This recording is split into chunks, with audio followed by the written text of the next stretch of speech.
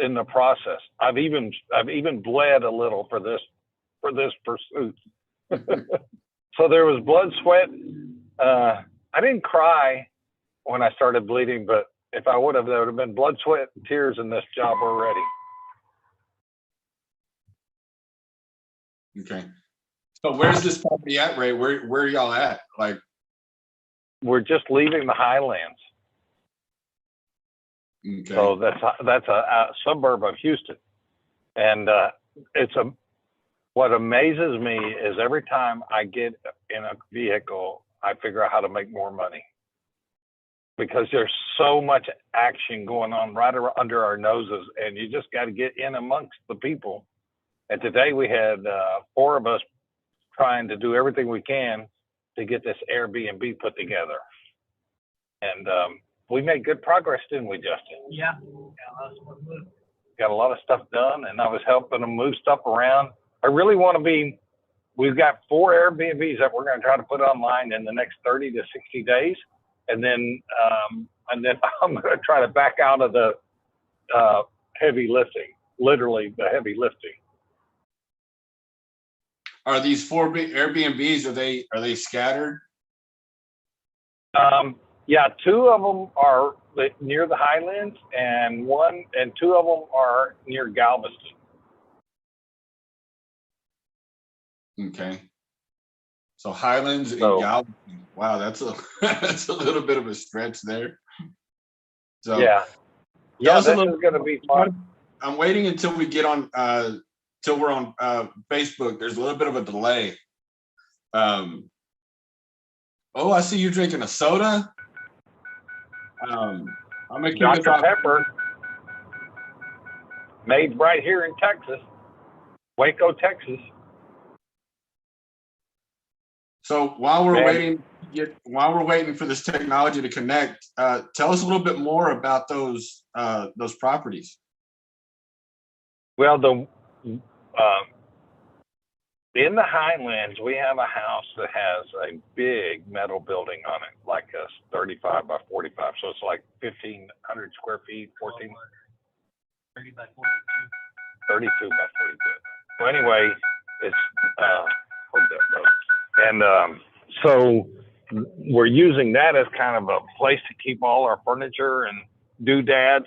And then we're stocking up the Airbnbs, and we're just going through all the stuff that we have to do to make the Airbnb that we think we have to do. Like everything else, you got to learn as you go. But we're going to give it a shot. We're going to try to make kind of high-end Airbnb. So we're going to try to do the 4X to 6X principle of what our cost is. So our holding cost on that property is about $1,500.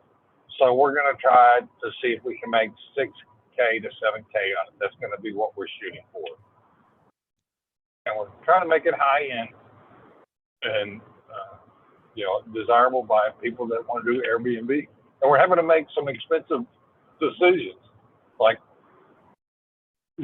good technology, like bigger TVs and things like that.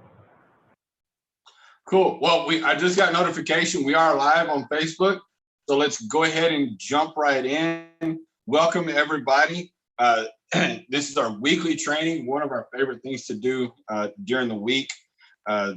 Tonight, we're going to continue our topic of the month, which is how to use real estate to be financial free within the next 5 years.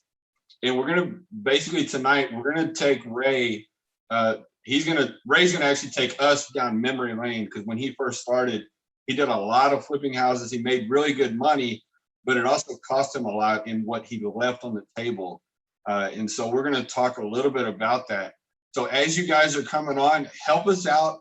Drop a comment below. Let us know where you're tuning in from, and say hello. Hit the heart button.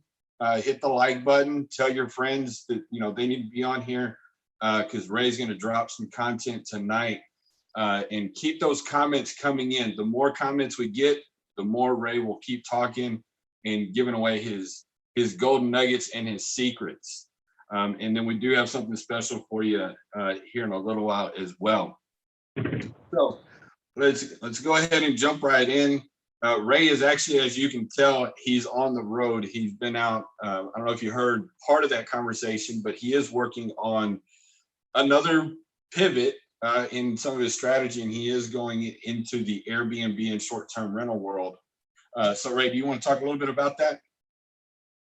Yeah. Well, first of all, as you're sitting there talking, James, you know, like in all my PowerPoints, the very first slide is it's that quote where it says, "We stand on the shoulders of the people that went before us." And so when you say, and Ray's going to share with you all his nuggets and all that stuff, I've learned two ways. One from experience and doing things wrong, and sometimes getting lucky and doing it right, and then learning from other people. And like this short-term rental, we're actually in the process of putting them online. But I think back, and it was people like Walter Wofford that had a thing. In fact, he has a place in Mississippi called the Love Shack, where it's about 20 people can stay, and it's on the lake. And I went to several of those, and it's about 20 entrepreneurs who are usually they're pretty advanced. And you know, he introduced us to short-term rental, and that room was a lady named Pat out of Waco. And at the time, and this is 3 or 4 or 5 years ago, and she had 10, what, Justin? 2016. 2016. So I guess 5 years ago, she was in that room, and then she agreed to have us do like an event in Waco where about 40 people, 30 people got together in Waco, and we just talked for 4 days. I think it was 4 days on short-term rentals, and we toured all their short-term rentals. And it's just like, it takes a while for you to like really believe in it and think it can happen. And then at some point, you're going to just have to jump into it. Know that you got those people in your pocket if you need them, where you can reach out to them and talk to them. And then you just have to jump into it. And I probably would have jumped into the short-term rentals quicker if I wasn't already doing the real estate stuff on the rentals, and it was already working. And that's one of the big lessons I've learned over the last 38 years is it's so easy to jump into something else when what you're doing really is working. And it's like, why do you want to change that? And I think life is a course correction. It's a continuous, never-ending course correction. And it's not that you don't know the right way, it's that the right way is constantly it's like the goalposts are constantly being moved around a little bit. So we're you know, it's been a 5-year journey for me, and you know, listening in and trying to learn and find out what other people are doing.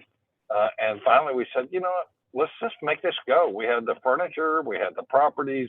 It's just real easy for us. So we're gonna give it a shot, and if it works, fine. And the problem I have is I don't give up easily. So you know, it's a real painful process if it doesn't work. And but I don't see any reason it won't work. Yeah. Okay, so let's take that trip down memory lane. And I was talking to Ray a little bit before we actually went live. And you know, one of the things that I mentioned is we've talked about this a little bit, but I want to kind of go into a little bit more detail. And you know, the story, you know, starts that when you first started, you bought your first house in 1982. Your partners with your brother, and y'all did a lot of flipping and made a lot of money until that light bulb went off. And it's like, wait a minute, why am I giving away all my profits? So talk about those first few years with you and your brother, and you know, how y'all got started and everything. Well, I think it was our very first deal, James, that we held on to for 28 years, and we made over $300,000 over the life of that deal. And I think when I did the math afterwards, it's $350,000. The problem is you don't know that's going to happen unless you go through it, or unless you listen to somebody else. But there's so many liars out there, and people brag about things that just aren't true. You know, tell me it ain't so, Joe. That you don't know. But I mean, we personally experienced that, and But right after we bought that first property, then we started flipping properties, and we did hold on to some, and then we were flipping. What allowed us to hold on to some was that we both kept our full-time jobs for another 5 years. And then once we let go of that full-time job, then we started flipping, and that was a huge mistake. But we have done quite a bit of buy and hold, and I think if we would have just started out doing flipping and nothing else, we would have went by the wayside like everybody else that does that. So almost nobody I know flips continuously. They stop. They finally wake up and realize it's just too hard. In fact, I was talking to like a guy today. I don't know if he's on the phone, but he said, you know, he's a tradesman, and he says, I got to hang this up. I got to let it go because he's giving his time for his pay. And we got to change that paradigm so that we're not giving our time for our pay. We're getting paid without giving our time. And if that means that we have to give our time initially at the beginning and then do it, then that's fine. I mean, really, if you think about it, a small business owner if he's doing it right, he's doing the same thing. He gets involved, he figures out how to do it, he figures out how to replace himself, and then he can have time to enjoy his life. But most people never get to that point. In fact, most people that end up running their own business, when they sell their business, the most valuable asset they have is their real estate. And it's like, well, why don't we just cut out all that business crap in the middle where you give away your life, 30 years of your life, and figure out how to go straight to the real estate. I think that's the difference, is we're saying, look, we're not going to run a business. We're going to learn how to do the real estate.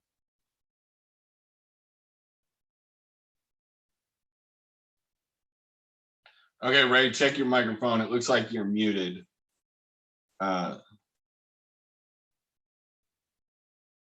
Yeah, it looked like we lost connection or switched towers. Yeah. I'll be in a stable place in about 5 minutes. So, yeah, I think how we survived is that we did buy and hold, but we also did a lot of flipping. And I wish I had every one of those flip properties back. And it's such a simple way to hold on to properties that flipping is not the way to do it. Flipping is a big, big mistake. In fact, for me to continue flipping is stupid because I know better. If you don't know any better, then you're just ignorant. But in my case, it's stupidity because I know better. I've lived it. I've eaten it. I've been there. Took the seminar. Flipping is stupid. Why do you say all that? Why do you wish you had all those properties back now instead of flipping, even though it made you all that money that you made?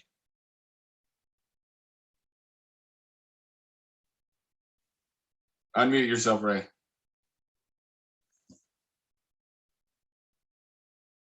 Yeah, I don't know why it's muting me. I'm not muting it. So to answer your question, we bought a property in 2013 for $65,000. On the coaching call last night, we went through it and we determined what the current market value on that property is, and it's worth $195,000 now. And we've had it rented to full time, and our mortgage balance is $17,000. So we bought it for $60,000 on a sub 2, paid a wholesaler $5,000, rented it to full time. It's worth $195,000 more or less, and we owe $17,000. So if I would have flipped that, if I'd have been the wholesaler giving away that $5,000, I'd have had the $5,000. But now what I got is 180, whatever the math is, around $180,000 in equity. And all I ever took out of my pocket was $5,000. Did you hear that? Yes, I did. Did that not make your jaw hit the ground? So why don't you just do that 10 times? It just does. Do it 10 times.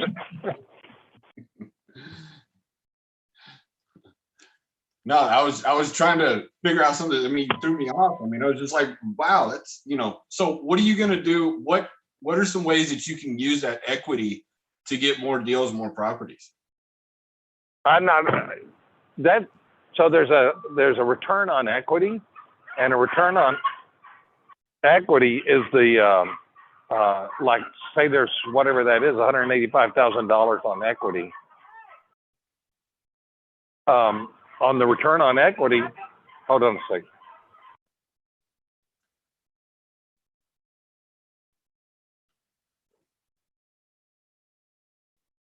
Sorry about that, James.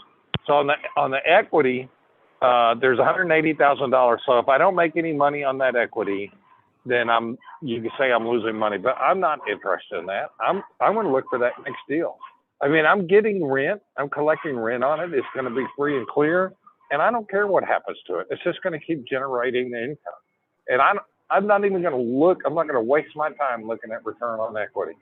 What I want to waste my time on is figuring out how to get that next deal.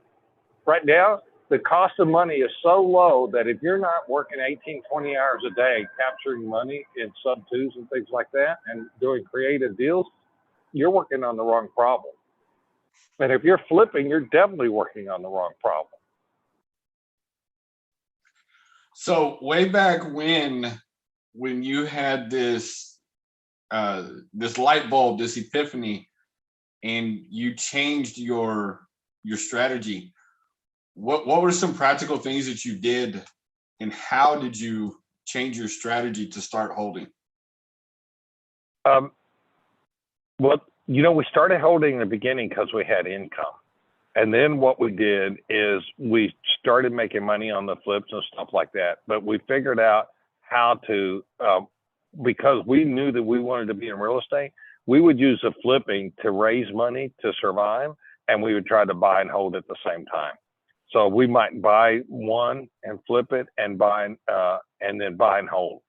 If I was wholesaling, I would use the same formula. If I did get my real estate license about in the mid 90s, which I wish I'd have got that earlier on. I was a mistake not getting it. I was a little nervous about getting it, but I decided to get it, and that turned out to be a really good thing. It made me a better player, and so that was valuable to me. The key, I think, is you have to have money to live on, and you have to have money it's got to be basically that equity or that cash flow that's coming in every month. But on your average rentals and stuff, getting that cash flow is, when you're starting out, is hard. So there's lots of ways to do it. Like if it's like with our coaching students, when they come in, well, I sit down with them for like an hour. First, I sit down with them for 30 minutes just to find out what their family situation is, what their assets, what their resources, what their opportunities are. And then I'll come up with a plan for them, and I'll say, okay, well, look, your wife's making $80,000 a year. Quit your job tomorrow, right? Or whoever's going to be the real estate person. Or if you have a partner, you can do that. Or there's students we have that they don't have any obligations. They don't have any credit cards. They have a car. And those people can make it too, because they can be real frugal and have a real simple lifestyle. So everybody's situation is different, and to paint with a broad brush and say, hey, you need to do this, that I don't think that's appropriate. Different people are different places in their life.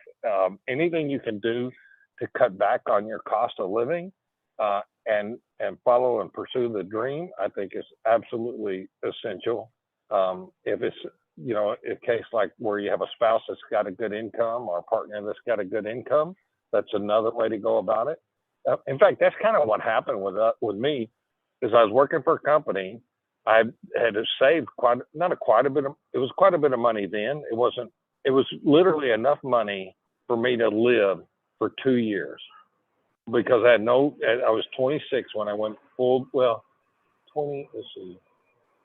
82. So I guess I was 20, I was about 28, 29 when I went full time, 26 when we bought our first property. And when I quit my job, I had a good job. I loved my job, but I had enough money saved that if I was real frugal, I didn't have to earn a penny for 2 years. And it wasn't very much money, because I had a beat up old Corolla, very reliable. I knew I could buy them cheap. I was living in a relatively inexpensive apartment. And so I had enough money for 2 years. And then I had my brother saying, I got your back, because we were partners. And so I went full time, and then a year later, his wife went full time, and then a year after that, he went full time. So the three of us basically were going full time within 2 years once we started. Do you have a particular flip that stands out to you that was like maybe like one of your favorites, or do you have a particular deal that was one of your favorites that you can kind of talk about for a couple minutes?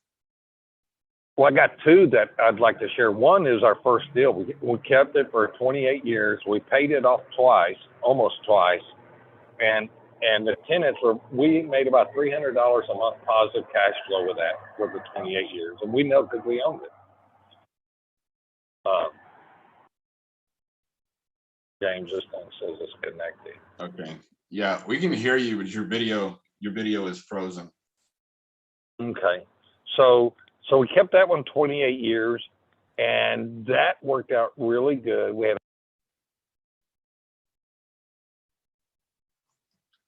All right, guys, we apologize tonight. We're having quite a few technical difficulties here.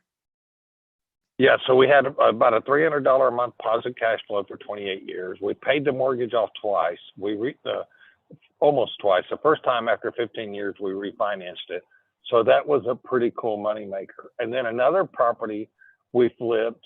We bought it for $30,000, fixed it up, sold it for $16,000. We made about $15,000, $12,000 to $15,000. And that lot right now is worth $400,000. But since I made my $12,000, I don't get the $12,000. I made my $12,000, so I don't get that lot anymore.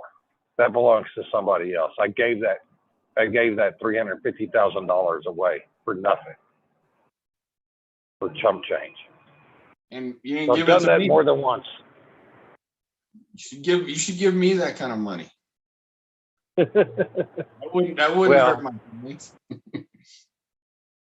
You know what's funny is somebody asked a question and it said, what would you do to make equity or cash flow of $1 million a year? And when we went through that, I did the math, and there's 3 or 4 things that actually could do that if somebody was really serious about dropping everything they were doing and making that work. And buying sub 2s could make that work. If you were hungry enough and a big enough hustler, you could make that work. And the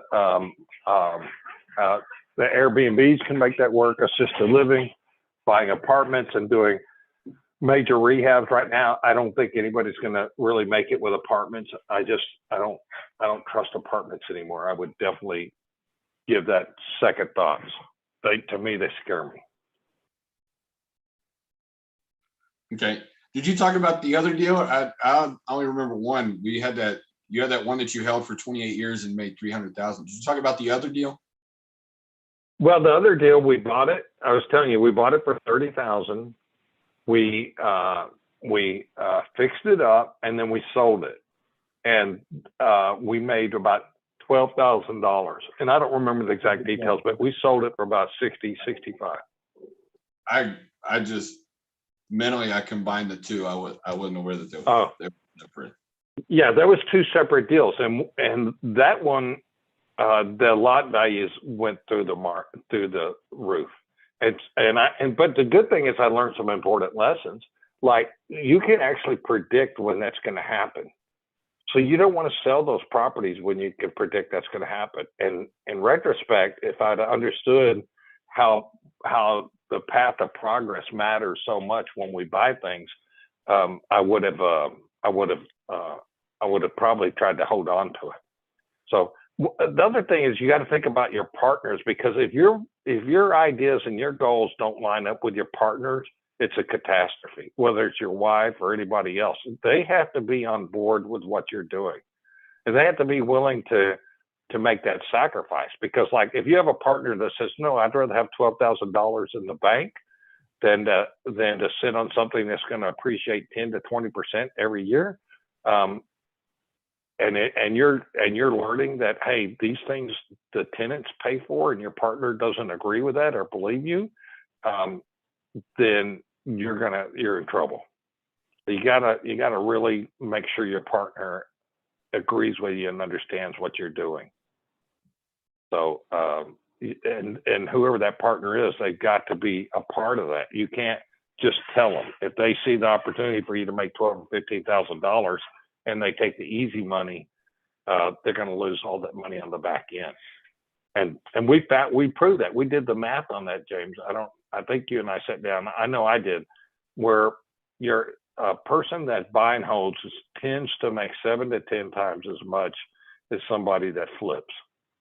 And that's using current numbers that we typically see in the deals that people are making. Yeah.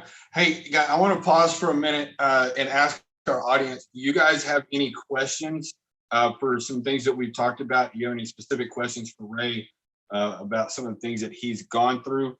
Because he's been there, done quite a bit. So if you have any questions, this is now a good time to drop those questions in the comments, and I'll get Ray to answer a couple of those, and then we'll go back and answer them later on. But we have a question for you, and that question is, are you ready to start making deals like this? Are you looking for the opportunity to shorten or flatten that learning curve? That way you don't have to go through the same mishaps and same period of time when Ray left all that money on the table. We have an opportunity for you, but it's not for everybody. So we only want you to drop the comment, put me in, coach, if you are serious and ready. Again, our coaching is not for everybody, and there is an investment involved, but if you're ready, we want to talk to you. We want to help you. We want to get you on the right track. So drop a comment, put me in, coach, and somebody from our team will be reaching out to you, and we'll get you started on the right track so that you don't have to go through the same things that Ray did. Just like Ray mentioned earlier, there's 2 primary ways to learn, and you can learn, through experience, which I just went through, something recently, and experience is, that's a tough one. Or you can learn from somebody who's been there, done that. You can learn from Ray. Now, that's not to say that, you follow everything that we do, you're not going to make mistakes and you're not going to learn things the hard way. But instead of going out there and trying it on your own, and making a huge mistake, you can minimize that with somebody with experience. Yeah, I think that we want to become masters of leverage. And the leverage,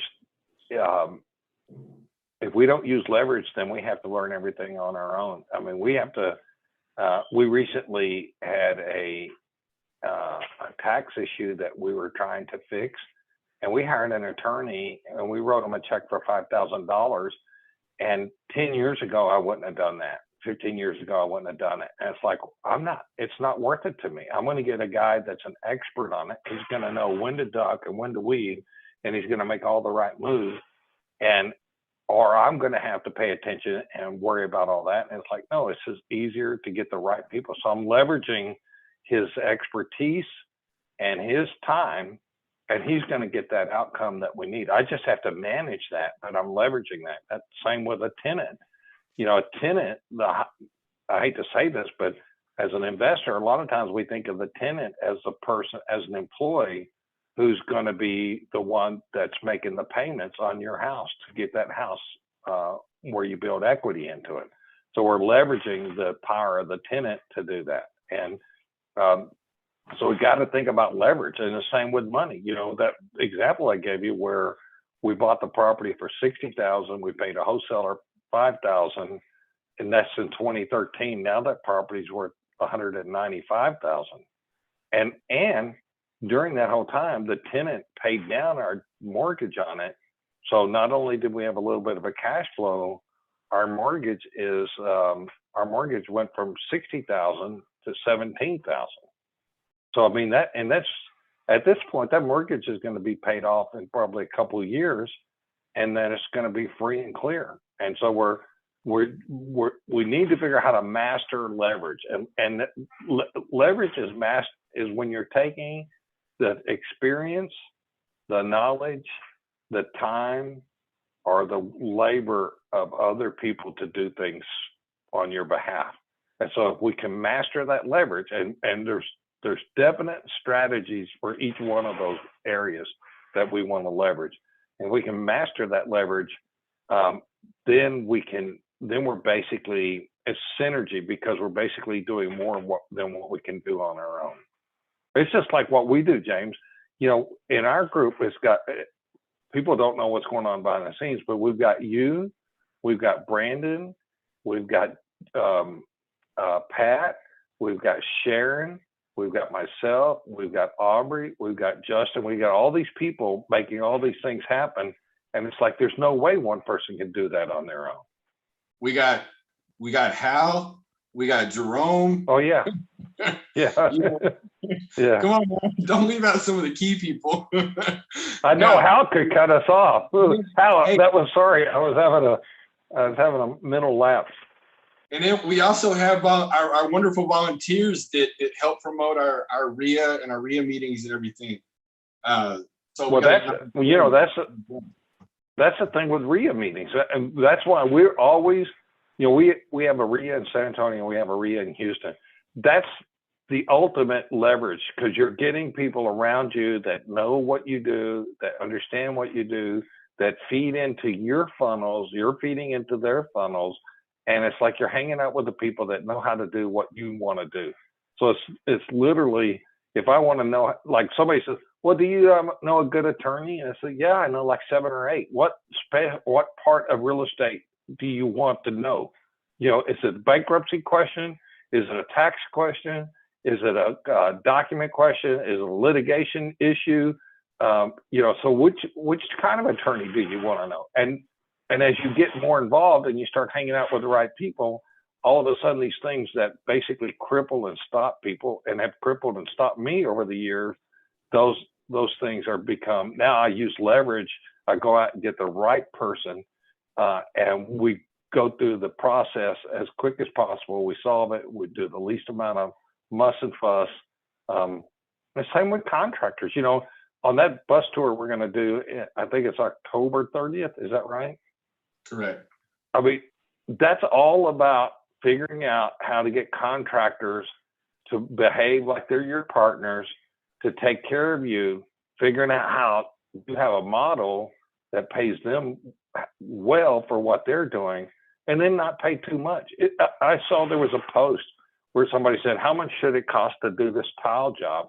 And it's like 20 people answered it, and not a single one of them gave a price. And so I put the price out there because that's what people want to know. They're like, what should it cost me to get this tile job done? And nobody answered that question. And it's like, you know, those are not the people you want. The people you want are like, hey, here's my problem. Can you solve it? Can you do it for a fair price? Is it a sustainable price? Can you show up? And who's your referrals? We're doing a job right now, James. I don't know if you know, but I got to go check on it tomorrow. But it's about 150 miles from here, and I don't know the contractors in that city. So I reached out to people that are like me, and I talked to them, and I said, who would you trust? Who would you use? And then next thing you know, we're using the guy. He's going to finish up, and problems behind us. It's gone. So Ray, we had a question.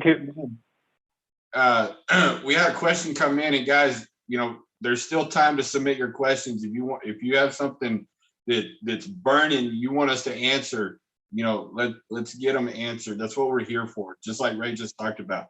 The question that came in, Ray, is if you want to buy and hold, what do you recommend do first? Single family or multifamily? I'm not a proponent of multifamily, unless it's like a duplex or triplex or a fourplex, and be very, very careful of fourplexes. There are some very, very bad fourplexes and some bad duplexes that you want to avoid. But I'm not a big fan of multifamily. I just, in 2010, that was the time to buy multifamily, because they were going literally for $12,000, $15,000 a door. Those same things are going for $100,000 a door. And if you look at the cap rate, to me, those numbers are not sustainable. I just don't see those numbers working. And it's pretty simple. You know, if you look at the math, you basically say, you look at what your expenses are. I mean, and just take a unit. It doesn't matter if it's 100 unit or 200 unit. You take that one unit and you say, what is that cost per door? Okay, what are my expenses? And that will include for us investors, unless you buy with all cash, but most of us aren't. We're going to borrow money, and there's going to be rent on that money. So you got to look at the rent on the money. You got to look at the cost of the management. You got to look at the turnover, the vacancy, and you got to look at the repairs. And then you got to figure out what that number is. And we do all that anyway, which you definitely need to know how to figure that out. And that's in our coaching calls, we talk about that a lot. But that data's out there. You need to talk to people who are in whatever market segment and find out what that data is. But you look at the potential income and you look at the expense of that, and the math just doesn't work. And right now, I see people just spending crazy dollars on these units, and it's really, the math doesn't work. And so I'm definitely against multi-unit right now. And there's some other kind of spaces we want to be against. I mean, the world of retail is changing. The world of stores, the way people run their business, the way people buy stuff, that's changing too. So we need to move cautiously in those kinds of properties. But there's a lot of places. I mean, look at what happened with hotels in the hotel business. People don't want to go where everybody's going and be exposed to things. And so what happened with Airbnb? It literally exploded. It almost cratered, but then once it didn't crater and people started getting out, they said, hey, Airbnb is a good option. So something like that makes a lot of sense. Another area that we really, really want to learn about is things like assisted living. I mean, we have a huge population that are sitting on a lot of assets, have the ability to pay for assisted living. And a lot of people don't want to put their mom into a big facility where they get lost in the shuffle. They want to put them in a small facility. So that's right up our small investor avenue. So nervous about multi-unit, but single family, I love single family because there's so much we can control in single family. One thing I want to add from my perspective on that is, regardless of which one you go after, make sure it's the right deal. Don't become a motivated buyer. Don't be desperate to do a deal. You know, sometimes you may have to look at 10 or 15 deals, before you get that right one. But be patient, get the right deal, and don't do everything you can to not get in a bad deal. And the thing, James, a lot of times people listen to the seller on if it's a good deal or not, or they listen to their contractor on how to set up the property. And that's not what you do. You've got to listen to people who are in that business. That's why we make such a big effort in trying to make these RIAs successful, because the whole theory is you're getting people together who are actually out there doing it, who actually know the rules. The gurus that fly around the country, they're always talking in generalities because you can't be an expert in every market. Every state has its own unique ways of doing business, and you have to know how to do that business in those unique areas. There are certain things that happen, for example, that's true no matter where you're at. For example, the first time somebody makes an offer to you to buy their property at a certain price, it's not always that you take that price.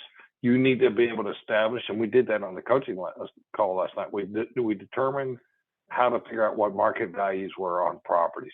And so you have to have your own independent way of figuring that out. You have to have people on your side that aren't making money just because you close a transaction. In other words, a seller. You got to figure out what that value is, and that's what your offer has to be. Don't get hung up on what they're asking. I would say in the down market where there's a lot of inventory, we can pick and choose. It's easy. In a hot market, we have to be willing to walk away from those deals. If you're not willing to walk away from a deal, you're going to pay too much. And in fact, we had an opportunity, and I don't think he's on the phone, but we had a deal the other day where we went out there, we said, hey, the right price on this property is $150,000. And next thing we know is they put it out on Zillow and MLS for $350,000. And it's like, I'm just not there. I'm not worried about it. The math that we use to come up with that number, if they accept our price, I'm happy with it. If they don't accept it, I'll just stand by and wait. Let them know patiently, let them know that we're still there, and there's a good chance the deal will come back to us. In fact, they had it all figured out. They had all this theory about how this was going to work out. And now they had 3 or 4 ideas on things that would work out. And 2 or 3 of those things have been washed aside. So their options have been narrowed quite a bit. So, and that's what happens a lot of times with sellers. They got this grandiose idea of what something's going to sell for and what the value is. And they think they know more than you do. And then, for example, they'll say something goofy like, I'm going to sell it to my neighbor. And so, well, your neighbors can't get the money for it because they don't know what they're doing. And whereas we do know how to get the money for the job. And they don't listen to you. Next thing you know, a week later, they're calling you back and say, yeah, my neighbor's not going to be able to buy it, or I'm tired of waiting on them, or whatever. So don't worry about not getting the deal on the first pass. Just have more first passes, right? Look at more deals. Yeah, just a quick little story there. One of the things that, we've talked about, a few times, especially with our students, but, and you just kind of touched on it a little bit. If you pass on a deal on the first pass and the seller decides to go in a different direction, and then they come back to you, a lot of times now you have control, and a lot of times you get a little bit a better deal. And that actually happened with our student Matt. He's buying that triplex that he's buying. That property was listed on MLS with a realtor, and they were in the mix making offers. Well, that seller decided to take another offer, and so they went and moved forward.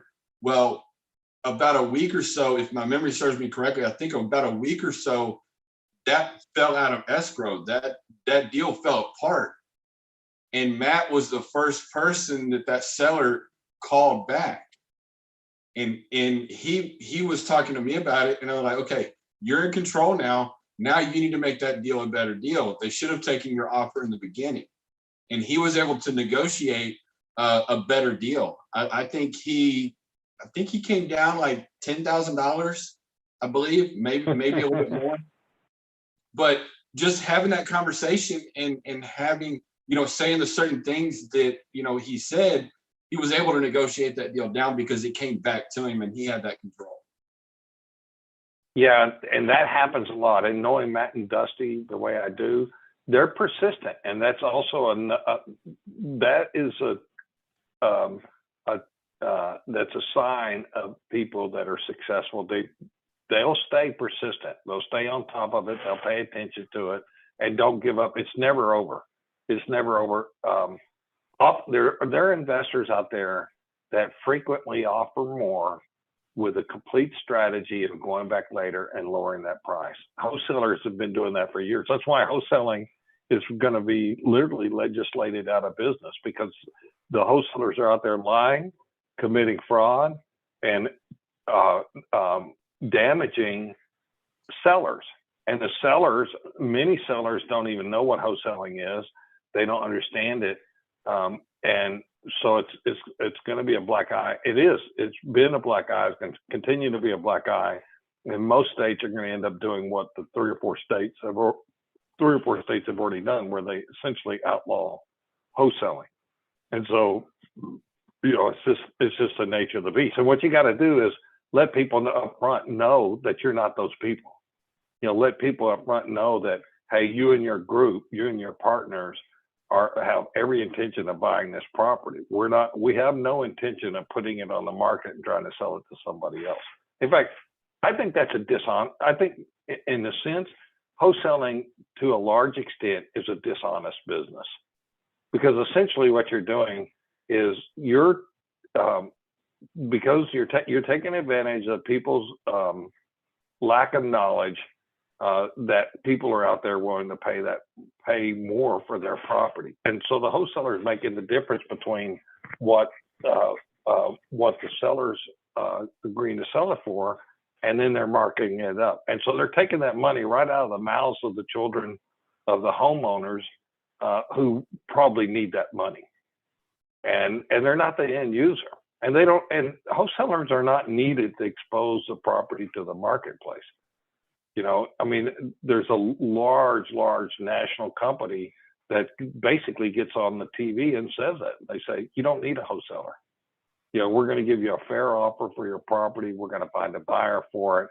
And in a sense, they're wholesaling also, but at least they're disclosing that up front, and they're saying, hey, we intend to make a broker fee, but we're going to get you qualified buyers, and there's not going to be any shenanigans going on like that in probably Matt's case, where the other investor offered more, knowing that they're going to come back later and lower the price. So, you know, so yeah, I'm glad to hear that story of Matt. That's a strategy we don't ever want to use, is to just offer, you know, a high price just to get in a contract and then come back. You know, that's not a strategy. You'll get yourself in trouble really quick.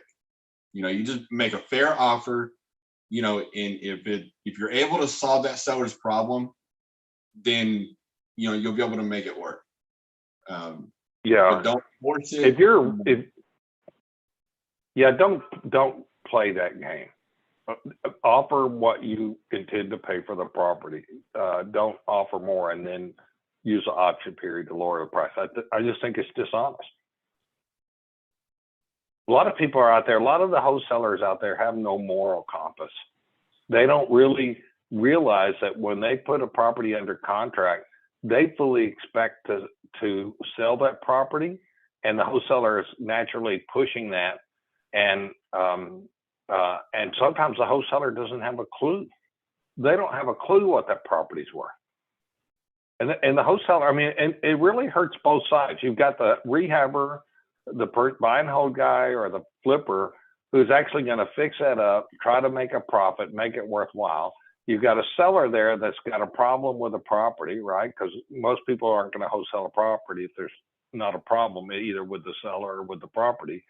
And so the wholesaler comes in there, and oftentimes he makes more money than the seller or the flipper who actually puts that thing back online, takes all the risk and makes it work. So I think if you're a homeowner, or if you're a rehabber or a flipper or a buy and hold person, wholesalers are not in your best interest. We have to live with them because they're out there finding these deals and locking them up.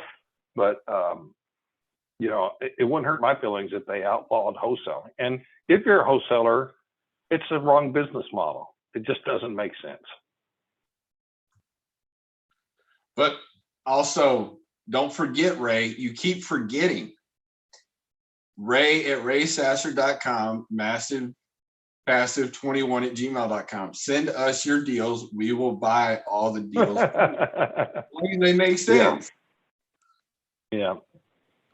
You know, we'll be, you know, that's the other thing, you know, if you're going to wholesale, which I'm not advocating, I'm not going to go against Ray here, but if you are, you know, do it the right way. And you don't need a huge list of buyers. You just need quality buyers. It's quality over quantity.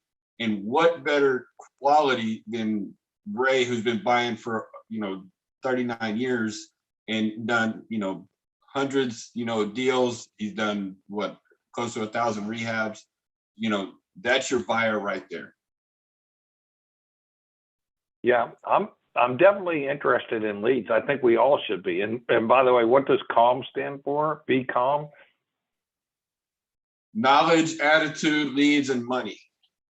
Right. So you're always be closing on leads, always be closing on money. Yeah, and we send that acronym out to everybody that joins our group. We send that acronym out to everybody because that's our primary focus. All of our weekly trainings, we do these trainings every Wednesday, 6 p.m. And that's what it's focused around, is that acronym CALM: knowledge, attitude, leads, and money. And as you can tell, Ray's got plenty of knowledge. He definitely has plenty of attitude. He knows where to get the leads, and he knows where to get the money. So who else do you want to hang around? Well, we've tried to create that environment. I mean, Sharon and I have like 15 years being in REIA masterminds and REIA leadership roles.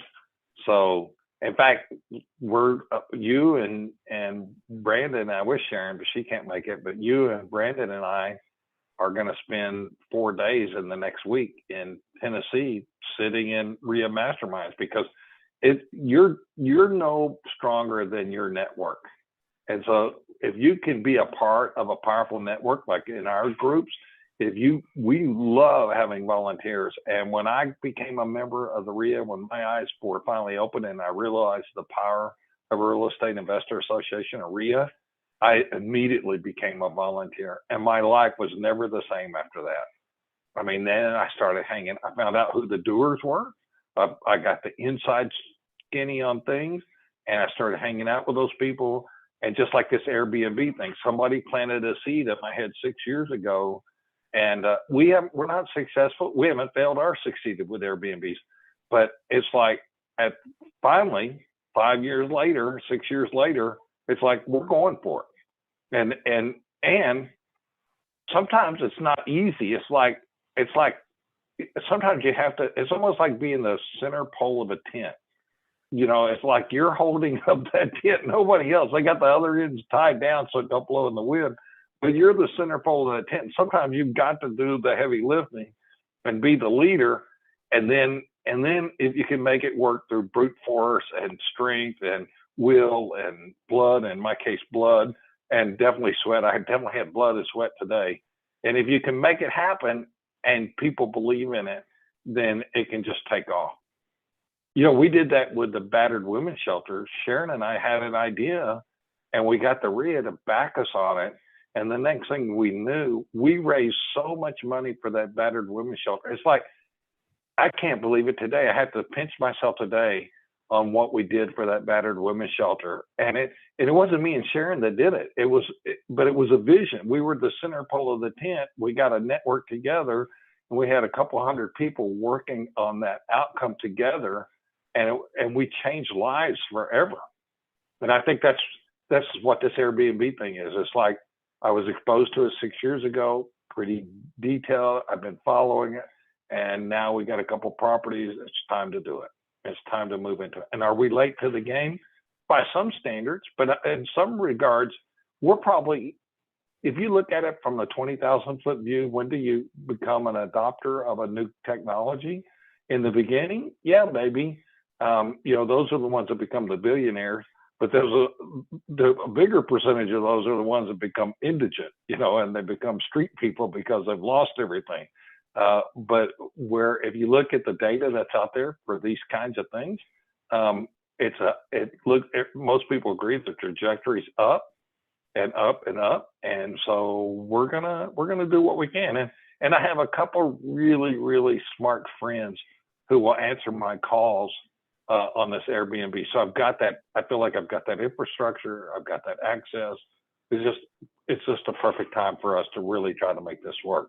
So I'm really excited about it. So we have just a few minutes left. I think we owe our audience at least a couple of extra minutes because we had the technical difficulties earlier. So we'll stay on for a couple extra minutes, but I want to do a last call for any questions. If you guys have any questions you want us to answer, and it could be about what we talked about tonight. It could be about, you know, something that you're working on or looking at. We'll stay on and answer one or two questions really quick. Do want to share with you a couple of events that we do have coming up. And I want to talk a little bit about the REIA scene that Ray was talking about.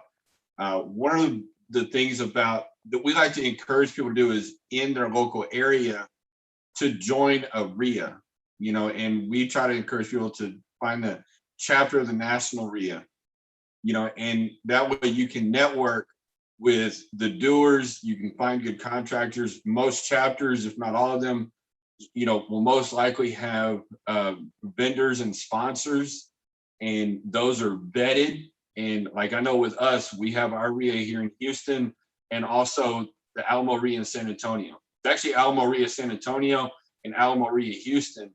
And our sponsors, which we did not mention earlier, I'm mentioning them now, they're vetted and we work very closely with them.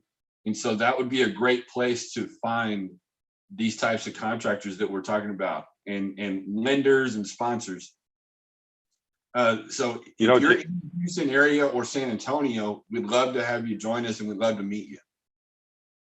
Yeah, well, our monthly meetings, because we're doing them live now, and we're also streaming them, but live is always better. It's going to be on the 7th and 9th, right? The San Antonio is tomorrow evening, the monthly meeting, and the Houston meeting is Saturday morning in Houston. And one thing I really like what you said, James, is we're a part of the national RIA, which means that we're licensed by them. We're insured. We have to agree to a code of ethics. We have to have certified and prove our community involvement. And what I would say, I've been around a lot of RIAs, and every national RIA leader that I know, they really do put the investors' needs as they should in an association above their own needs. And it's not about the owners. Most RIAs now that act like RIAs, it's because they're either a hard money lender and that's the way they can get you to come out to their thing, or they do coaching. And it's really about them. In an association, it's different. Association is basically, I don't want to use the word fiduciary, but you should put the interest of the members above your own interest. And I know that sounds stupid, but if you're the leadership, it's about the members and about co-oping and giving benefits to those members and giving value to those members. And the way we look at it, we do have to raise revenue. There are membership dues and stuff like that. But if you put the needs of the members in the association above everything else, above the vendors, above the owners, then that association is going to grow, be powerful, and you're going to have people who are more willing to network in it. And that's the rising tide that raises all boats. Yeah, and then an added bonus, typically at our meetings in Houston and San Antonio, there's free food. So, even if you just come for the food, San Antonio is usually in the evening time on Thursday.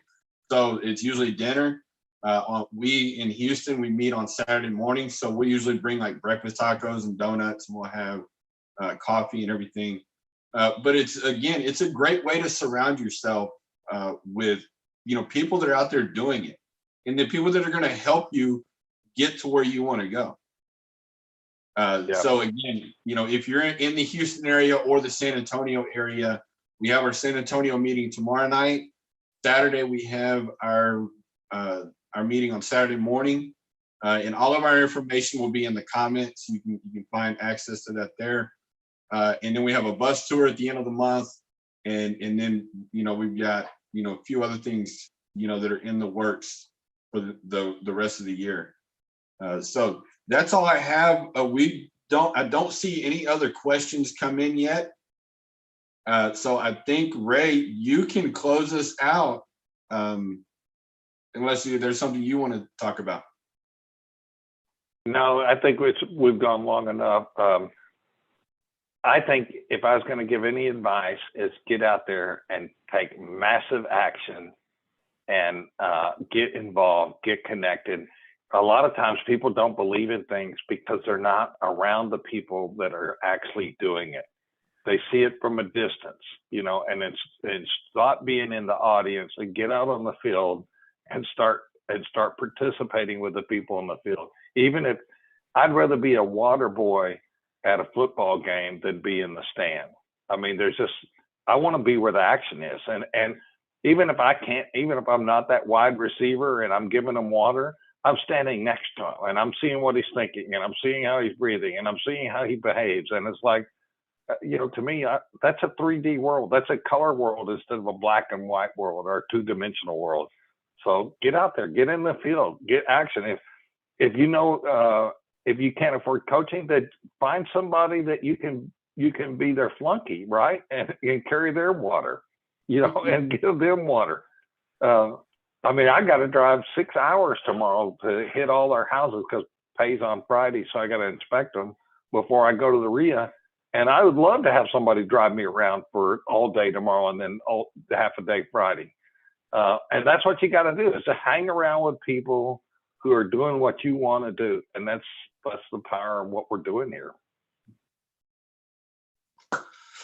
Well, cool.